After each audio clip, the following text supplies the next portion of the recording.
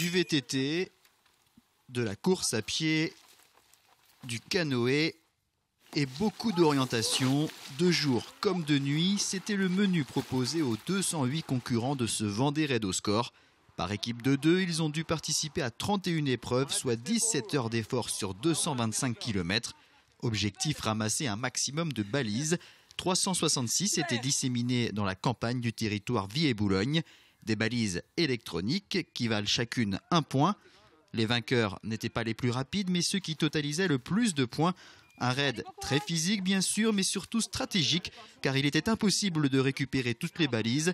Il fallait donc être efficace et pour cela, les coureurs n'avaient que 2 outils, leur boussole et leur carte. Les concurrents utilisent une carte qui est au format UF, c'est un format international qui leur permet en fait de connaître l'ensemble du terrain et les spécificités du territoire. Alors par exemple, sur ce type de carte, vous avez des fonds jaunes qui correspondent aux prairies, un fond vert qui correspond aux forêts, et plus la couleur verte est intense, et plus la forêt est impénétrable. Donc ça donne des indications sur les différents chemins qu'il faut aborder, ainsi que les différentes traces humaines, cours d'eau, villages qui peuvent exister. Ces cartes ont été entièrement conçues par les organisateurs.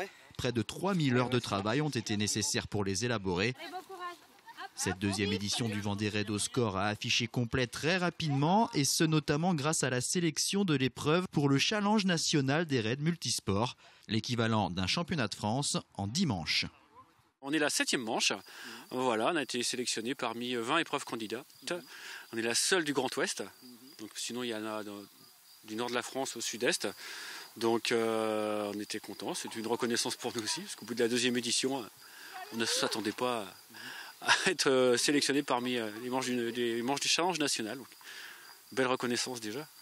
Les concurrents ont pu évoluer sur un terrain de jeu très vaste et très varié, que ce soit en forêt, dans les champs ou dans l'eau.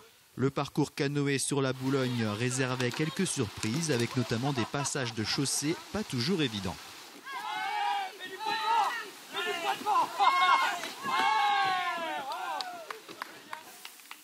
Après une première journée intense et une arrivée à l'Historial de la Vendée, les corps sont fatigués, mais les concurrents gardent le sourire.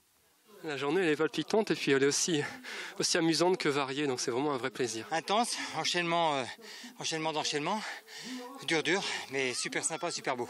Difficile mais un vrai plaisir parce que c'est super bien organisé. Par contre on a eu l'accès au couloir, je crois qu'on va les tuer. Mais très bien, très belle carte, très belle carte. Ouais. Le canoë finalement plus vite fait que prévu, et tant mieux, c'est la belle surprise. Et puis bon, on s'est régalé en orientation, régalé. Super bien. Vivement, dans 10 ans qu'on recommence.